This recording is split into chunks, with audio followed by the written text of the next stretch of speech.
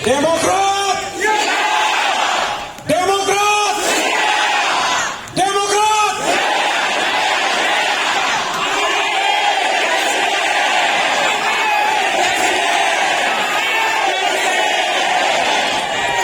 Terima kasih.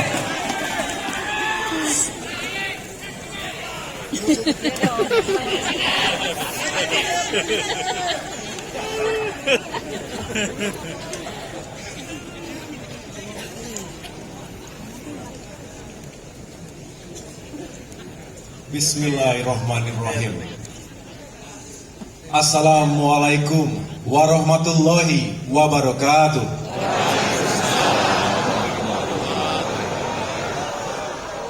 Salam sejahtera untuk kita semua. Shalom. Om Swastiastu. Namo Buddhaya, salam kebajikan. Para kader Partai Demokrat dan seluruh rakyat Indonesia yang saya cintai dan saya banggakan. Alhamdulillah, hari ini adalah hari yang membahagiakan kita semua. Partai Demokrat memperingati hari ulang tahunnya yang ke-21. Demokrat ada karena kesetiaan seluruh kader kepada cita-cita para penggagas dan pendiri. Demokrat juga ada karena kepercayaan dan suara rakyat. Untuk itu, saya mengucapkan terima kasih kepada seluruh kader Demokrat dan rakyat Indonesia atas dukungannya selama ini. Semoga kebaikan Bapak, Ibu, dan saudara sekalian dibalas oleh Allah Subhanahu wa Ta'ala. Di usianya yang ke-21 tahun, Demokrat memiliki pengalaman yang lengkap dalam berdemokrasi. Kami pernah 10 tahun memimpin jalannya pemerintahan. Kini kami berada di luar kekuasaan, menjalankan fungsi checks and balances bagi pemerintahan. Insya Allah, Demokrat istiqomah, tetap gigih dalam berjuang untuk mengawal dan memperjuangkan harapan rakyat.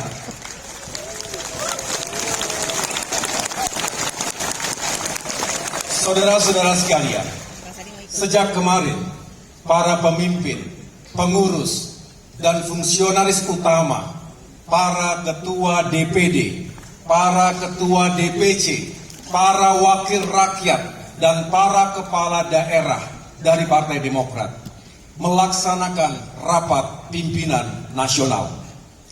Mereka datang dari seluruh tanah air, ada yang dari Sumatera, Jawa, Bali, Nusa Tenggara, Kalimantan, Sulawesi, Maluku, dan Papua. Pada rapat pimpinan nasional tersebut, Demokrat fokus pada 3 hal. Pertama, kami memikirkan dan mencari solusi atas persoalan rakyat, utamanya kondisi sosial ekonomi rakyat. Kedua, mengambil sikap atas sejumlah isu nasional yang fundamental. Isu-isu ini juga menjadi perhatian rakyat, bahkan dunia. Baik soal demokrasi, kebebasan, keadilan, maupun supremasi hukum. Ketiga, harapan dan rekomendasi Demokrat, baik pusat maupun daerah untuk pemilu 2024. Hal-hal itulah yang juga menjadi fokus pidato politik saya pada hari ini. Melalui mimbar ini, Partai Demokrat berkeinginan untuk menawarkan solusi-solusi terbaik yang dapat menjadi alternatif penyelesaian masalah rakyat saat ini dan ke depan. Saudara-saudara sekalian, persoalan rakyat yang dibahas dalam Rapimnas itu senada dengan suara-suara rakyat yang saya terima langsung pada saat berkeliling Nusantara. Dalam 3 tahun terakhir ini, saya aktif berkunjung ke berbagai daerah, menyambangi desa-desa, kecamatan, kota dan kabupaten di 34 provinsi. Hampir di tiap tempat saya melakukan dialog rakyat. Di Jepara, Jawa Tengah, saya dihampiri oleh ibu-ibu. Ibu Daimah, 52 tahun. Ibu rumah tangga yang mengadu soal tingginya harga-harga. Ibu Ana, 32 tahun. Guru PAUD yang penghasilannya Rp200.000 per bulan. Ibu Indah, 25 tahun. Istri seorang supir truk yang penghasilannya tak menentu. Mereka meneteskan air mata. Mas Ahaye, kulo mboten mikir mangan sing enak. Saged mangan mawon, kulo sampun syukur. Jangankan makan enak, bisa makan saja sudah syukur. Di Cianjur, Garut, dan Cirebon, Jawa Barat, para pelaku UMKM mengadu soal menurunnya daya beli masyarakat. Ayeuna mah sagala hese.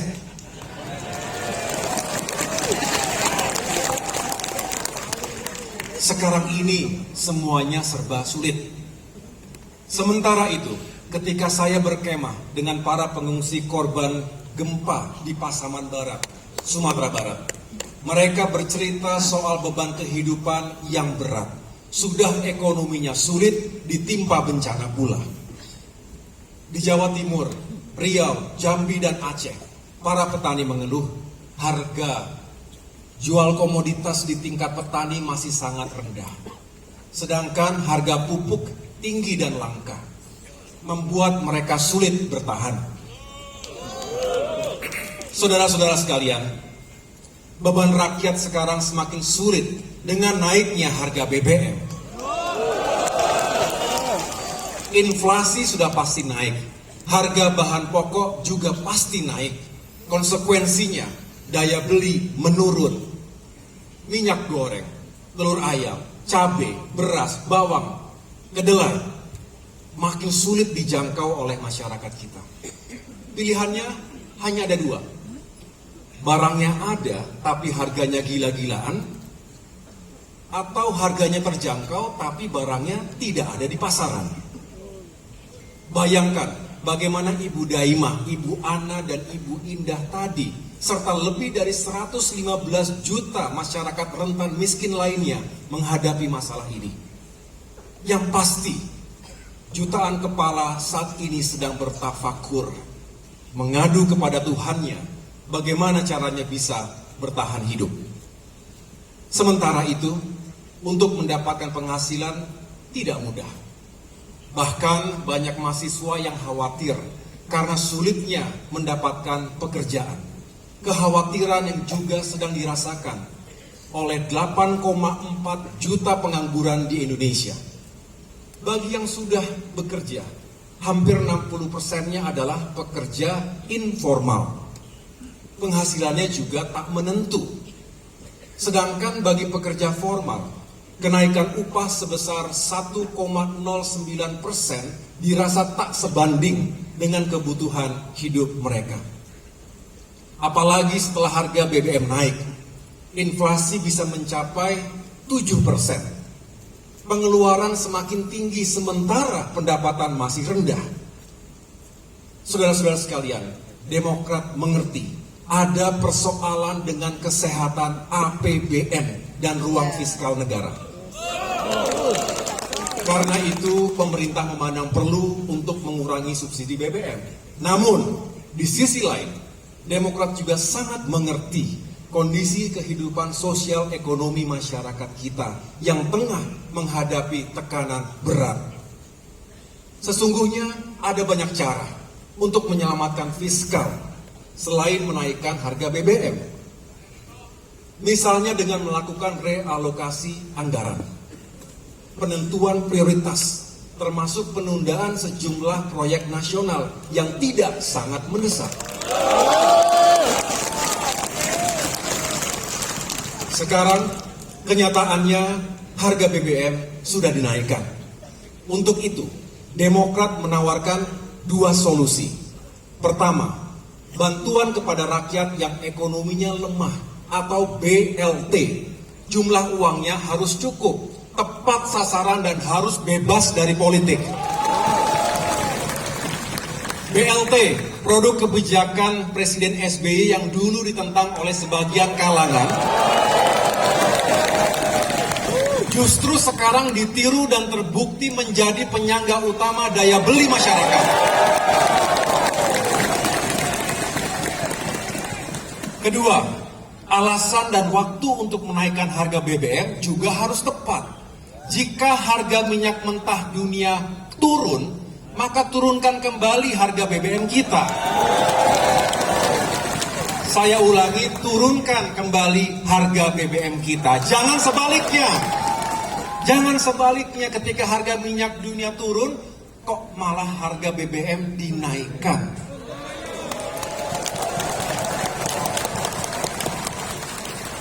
Saudara-saudara sekalian, rakyat yang saya temui di desa-desa, di kota-kota, baik kota kecil maupun kota besar, di stasiun, di bandara, di ganggang sempit, di restoran, di warung-warung kopi, di pasar, di tempat fitness, di kampus, di pesantren, dan di tempat-tempat lainnya. Sebenarnya mereka tidak menuntut pemerintah bisa menyelesaikan semua masalah mereka tadi. Mereka tahu kita semua harus bekerja keras untuk mengatasi persoalan yang kita hadapi. Namun, bagaimanapun juga, pemerintah harus berdiri di depan dan paling depan, mengambil tanggung jawab penuh dalam mengatasi permasalahan rakyat dewasa ini. Saya juga ingin menceritakan suara rakyat yang lain. Coba datanglah ke kampus-kampus, datanglah ke perserikatan buruh. Bicaralah dengan mereka yang punya keberanian untuk menyampaikan kebenaran. Mereka akan mengatakan, kami tidak ingin setiap rupiah yang dikumpulkan dari keringat rakyat melalui pajak kemudian digunakan secara tidak tepat untuk sesuatu yang belum sangat dibutuhkan, sementara ada kebutuhan rakyat yang lebih mendesak. Yang rakyat maksud sesuatu yang belum sangat dibutuhkan adalah proyek infrastruktur yang sangat ambisius.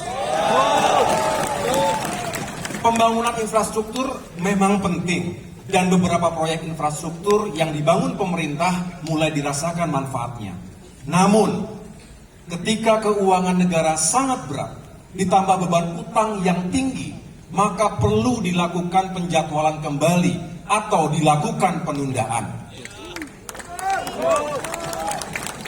Menyangkut pembangunan ibu kota negara yang baru, sebuah mega proyek, Demokrat ingin menyampaikan pendapat. Demokrat setuju untuk pembangunan pusat pemerintahan yang baru, mengingat kondisi kota Jakarta sudah tidak ideal lagi. Pembangunan di IKN di Kalimantan Timur juga dimungkinkan.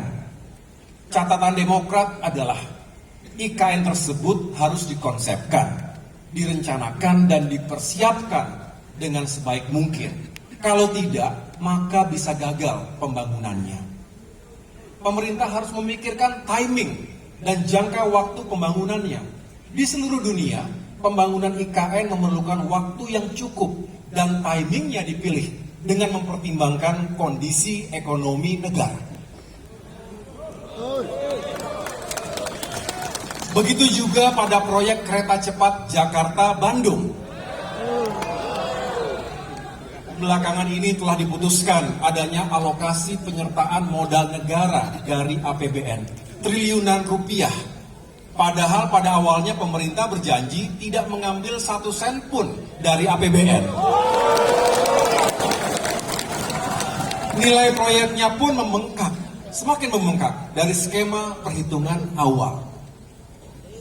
Demokrat menyarankan agar dalam membangun mega proyek, perencanaan harus matang sehingga tidak mudah berubah di tengah jalan, yang bisa sangat merugikan keuangan negara dan memberatkan pemerintah sendiri.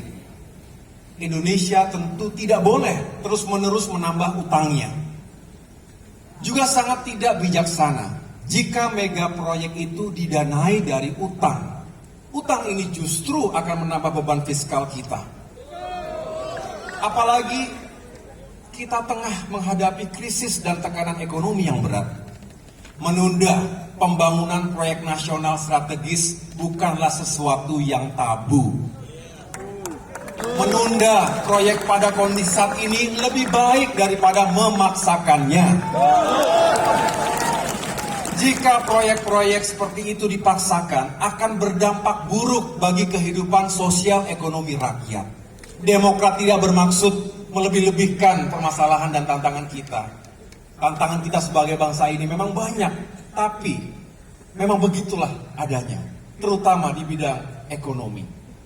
Itulah realitas kita saat ini. Kita tahu bahwa dunia tengah bergejolak, bukan hanya dampak dari peperangan di Ukraina yang menghadirkan situasi geopolitik dan keamanan internasional yang panas dan berbahaya. Situasi perekonomian global juga ikut terdampak, dan dampak buruk dari krisis ekonomi tersebut telah Indonesia rasakan. Kita mengapresiasi niat baik dan upaya pemerintah dalam menghadapi tantangan dan ketidakpastian global tersebut. Namun, kita harus mengapresiasi yang sudah dilakukan. Namun, jika pemerintah tidak cakap melakukan antisipasi dan adaptasi yang diperlukan, maka perekonomian kita tidak selamat dan rakyat tentu yang akan menderita karenanya. Saudara-saudara sekalian, selanjutnya saya akan menyampaikan pandangan Demokrat menyangkut visi, strategi, dan juga kebijakan pembangunan ke depan.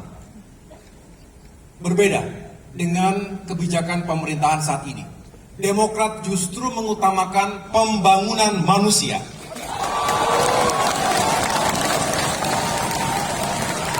Tentu tanpa mengabaikan infrastruktur. Infrastruktur pun seharusnya dibangun secara nasional, pusat dan daerah, dan mencakup semua sektor, bukan hanya memprioritaskan jalan-jalan tol. Sekali lagi, pembangunan infrastruktur tetap penting, namun harus dilakukan secara bertahap, mempertimbangkan kemampuan keuangan negara dan investasi swasta yang sehat. Kita harus mencegah penggunaan dana utang yang terlalu besar. Utang Indonesia 8 tahun terakhir ini meningkat tajam, jauh di atas keamanan fiskal kita. Utang Indonesia saat ini sebesar 7.163 triliun rupiah atau meningkat 4.500 triliun rupiah. Ini merupakan risiko tersendiri bagi perekonomian kita. Sebab di samping membebani pemerintah-pemerintah mendatang, juga berbahaya jika perekonomian global dan nasional terguncang dalam krisis. Ingat, utang yang sangat besar bisa mengakibatkan debt crisis atau krisis utang, yang pada gilirannya bisa menjadi pemicu krisis ekonomi secara nasional. Banyak contohnya di dunia. Saudara-saudara sekalian, izinkan saya kembali menggarisbawahi pentingnya pembangunan manusia ke depan, di samping pembangunan infrastruktur. Pembangunan SDM memang membutuhkan waktu yang panjang. It is a never-ending journey. Tetapi pembangunan SDM akan memberi manfaat yang jauh lebih besar bagi negeri ini. Bila kualitas SDM kita meningkat, maka produktivitas bangsa akan meningkat. Pertumbuhan ekonomi juga akan meningkat. Pertumbuhan ekonomi yang tinggi akan meningkatkan pendapatan negara maupun pendapatan per kapita. Juga menciptakan lapangan pekerjaan yang luas. Artinya, negaranya semakin maju, rakyatnya semakin sejahtera.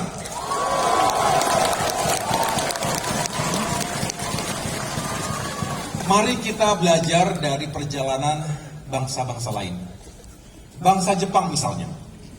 Pada Agustus 1945, bom atom dijatuhkan di Hiroshima dan Nagasaki, menewaskan 220.000 orang dan meluluh lantakkan infrastruktur di kota-kota tersebut. Tetapi bom atom itu tidak mampu menghancurkan jiwa dan pikiran bangsa Jepang. Mereka sukses membangun kembali negaranya dari kehancuran. Begitu pula Korea Selatan. Mereka berhasil melakukan transformasi ekonomi dari salah satu negara termiskin di dunia menjadi negara maju. Ditopang oleh pembangunan SDM dan inovasi yang agresif. Korea Selatan kini begitu mendunia, baik produk-produknya, teknologinya, maupun budayanya. Bangsa Tiongkok juga menggeliat dan terus tumbuh. Mereka membangun kekuatan industri dan ekspornya. Now everything is made in China. Dari contoh perjalanan bangsa-bangsa tadi, Jepang, Korea Selatan, dan Tiongkok, kita dapat mengambil pelajaran berharga. Kunci sukses majunya suatu negara adalah penyiapan dan pendaya gunaan secara maksimal human capital yang dimilikinya.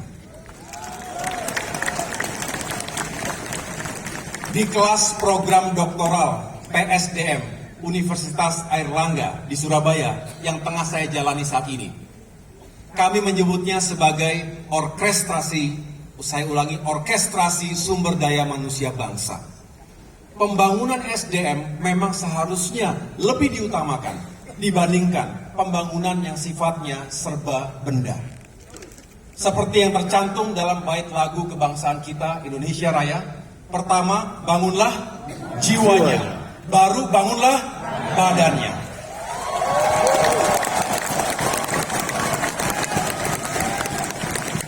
Para kader Demokrat dan rakyat Indonesia yang saya cintai, pada bagian kedua dari pidato saya ini akan saya sampaikan isu-isu terkait demokrasi dan kebebasan serta rule of law atau supremasi hukum.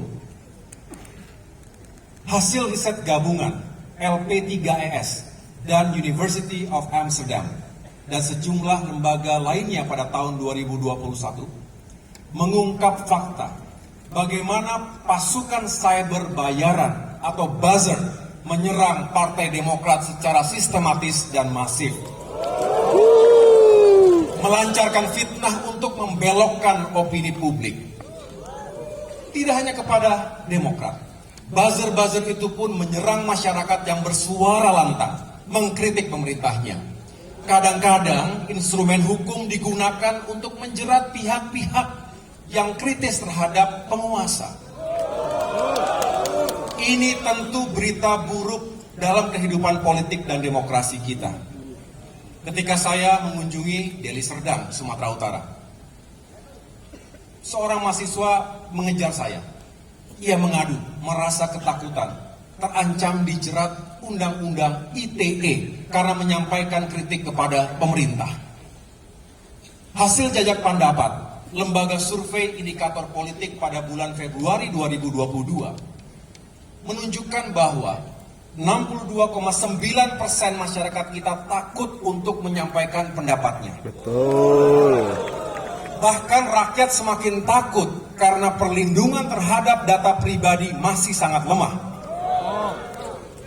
Demokrasi menghendaki adanya kepercayaan. Demokrasi tidak berjalan jika orang yang berbeda pendapat dianggap sebagai musuh. Betul. Apalagi menganggap mereka yang mengkritik pemerintah, termasuk Partai Demokrat, sebagai musuh negara.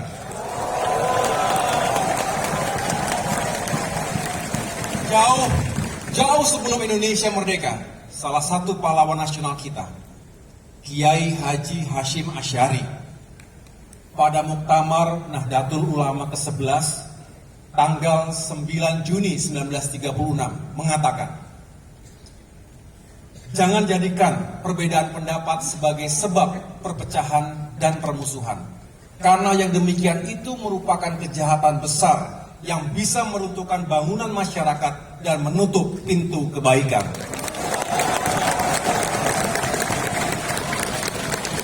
Untuk itu, Demokrat berpandangan tidak seharusnya perbedaan pendapat, apalagi perbedaan identitas di antara kita, menjadi sumber permusuhan dan perpecahan bangsa.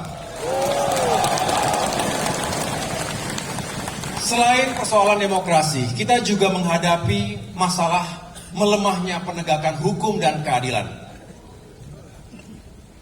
Akhir-akhir ini ruang publik sesak oleh berita skandal di kalangan penegak hukum dan aparat negara.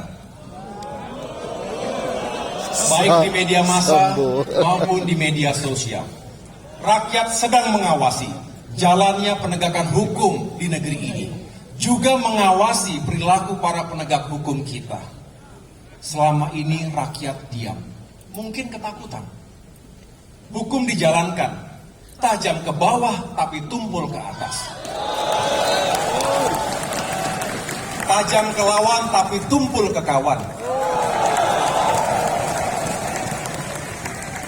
Mengamankan kawan politik dari proses hukum namanya obstruction of justice. Menghalangi penegakan hukum. Sedangkan menggunakan instrumen hukum untuk menghabisi lawan politik namanya abuse of power atau penyalahgunaan kekuasaan. Keduanya tidak sepatutnya terjadi di negara kita, tapi rakyat masih memiliki harapan kepada Tuhannya. Tuhan tidak pernah tidur. Sebagai bangsa yang memegang nilai-nilai ketuhanan, rakyat percaya becik ketiti Allah ketoro. Perbuatan baik akan selalu dikenali, perbuatan buruk nantinya akan diketahui juga.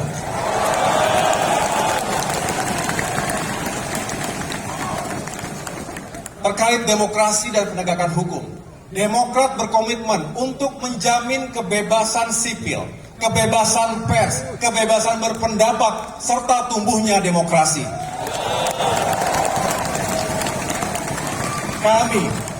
Kami juga berkomitmen untuk melawan dan mencegah politik uang, politik identitas, dan politik fitnah dalam demokrasi kita.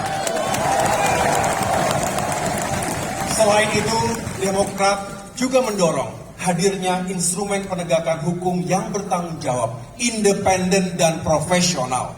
Bukan penegakan hukum yang tebang pilih, double standard, dan rentan terhadap intervensi dan manipulasi.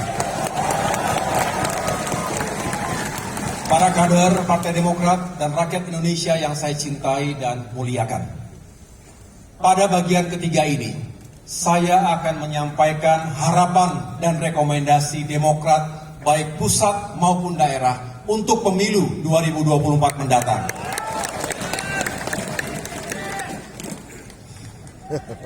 Sesuai dengan hak politik yang kami miliki, Demokrat tentu ingin membangun koalisi dengan partai-partai lainnya.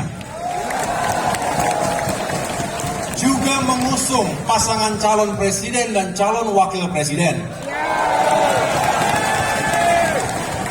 Koalisi dan pasangan capres dan cawapres tentu harus sesuai dengan kriteria dan tema perjuangan politik Demokrat dalam pemilu 2024 nanti, yaitu perubahan dan perbaikan.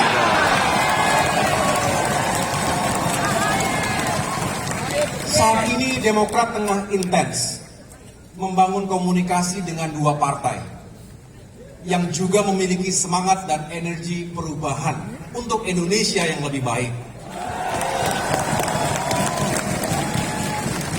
Adapun terkait kriteria capres dan cawapres, di samping harus memiliki integritas dan kapasitas, pasangan itu harus memiliki elektabilitas atau dukungan terkuat dari rakyat. Betul. Tak kalah pentingnya, pasangan ini harus memiliki chemistry, memiliki kekuatan hati dan energi yang saling percaya, saling menghargai, saling menguatkan, dan saling melengkapi. Semangatnya adalah duit tunggal. Besar harapan Demokrat, niat baik dan tanggung jawab konstitusional kami ini tidak diganggu dan dihalangi oleh kekuatan manapun dan dengan cara apapun.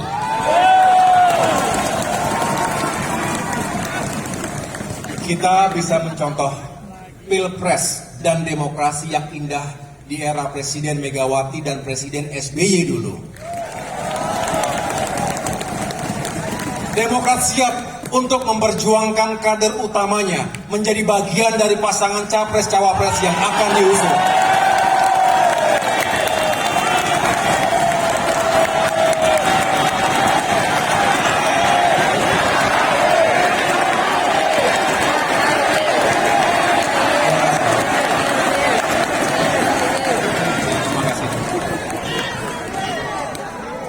Saudara-saudara sekalian, pintu untuk melakukan perubahan dan perbaikan terbuka lebar pada pemilu mendatang. Itulah momentum terbaik 5 tahunan bagi rakyat Indonesia untuk menentukan nasibnya sendiri. Untuk itu kita, Partai Demokrat, harus menjadi motor dari perubahan ini. Demokrat siap? Siap untuk melakukan perubahan? Kita tahu, dalam setiap langkah perubahan hadir keraguan dan ketakutan. Saya jadi teringat sebuah tulisan di Komando Latihan TNI Angkatan Darat yang bunyinya, ragu-ragu lebih baik kembali. Maka untuk melakukan perubahan dibutuhkan keberanian untuk mengambil risiko. Who dares win? Siapa yang berani akan menang. Demokrat berani. Berani. Untuk melakukan perubahan. Berani.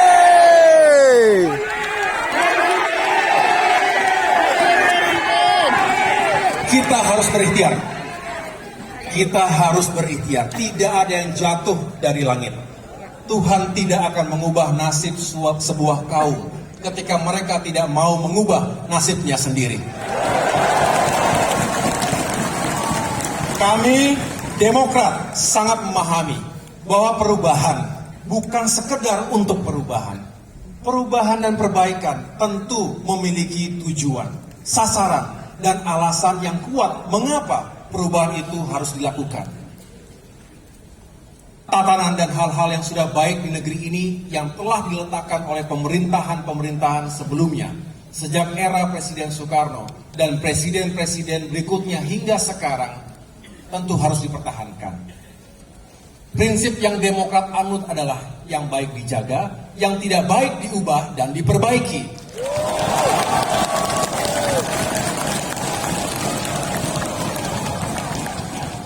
Para kader Demokrat dan rakyat Indonesia yang saya muliakan, pada bagian akhir dari pidato ini, saya akan menyampaikan komitmen Partai Demokrat untuk melakukan perubahan dan perbaikan demi Indonesia yang lebih baik.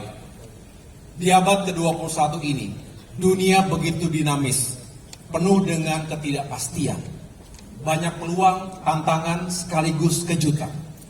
Seringkali terjadi disrupsi sebagai akibat revolusi teknologi, ledakan jumlah penduduk, dan juga kompetisi yang makin keras antar bangsa, hingga terjadinya kerusakan lingkungan dan perubahan iklim.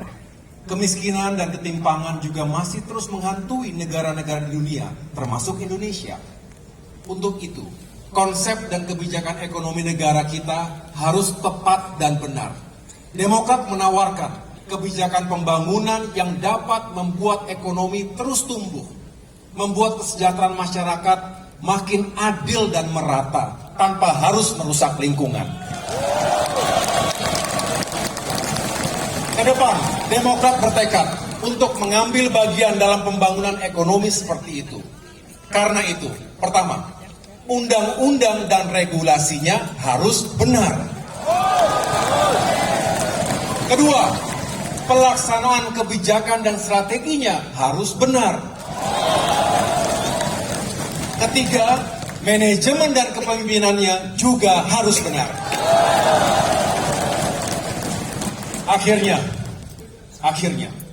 kepada seluruh kader dan simpatisan Partai Demokrat, kepada seluruh rakyat Indonesia, dari Sabang sampai Merauke, dari Miangas sampai Rote, para ulama, guru, petani, nelayan, buruh, pedagang, pelaku UMKM, tenaga kesehatan, tenaga honorer, jurnalis, tukang cukur, ojek online, seniman, pekerja ekonomi kreatif, YouTuber, selebgram, TikTokers, content creators, dan kelompok profesi lainnya, ibu-ibu rumah tangga, juga para mahasiswa, pelajar dan generasi muda Indonesia, serta kepada para sahabat kami, partai-partai politik lainnya. Jika merasakan energi dan semangat perubahan dan perbaikan seperti yang saya rasakan, saya ulangi, jika seluruh rakyat Indonesia merasakan energi dan semangat perubahan dan perbaikan seperti yang saya rasakan ini, mari bangkit dan bersatu. Mari bangkit dan bersatu. Memperjuangkan kehidupan rakyat dan masa depan yang lebih baik. Insya Allah Indonesia akan semakin aman dan damai, semakin adil dan sejahtera, serta semakin maju dan mendunia. Indonesia untuk semua.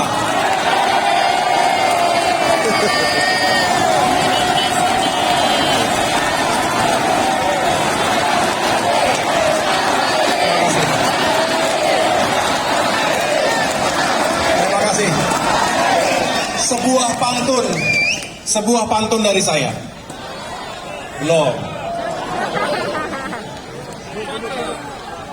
Gelombang datang, kapal terguncang. Cakep. Tali kemudi digenggam erat. Cakep. Jangan bimbang dalam berjuang. Cakep. Kuatkan hati bersama Demokrat. Mantap. Terima kasih. Tuhan bersama kita.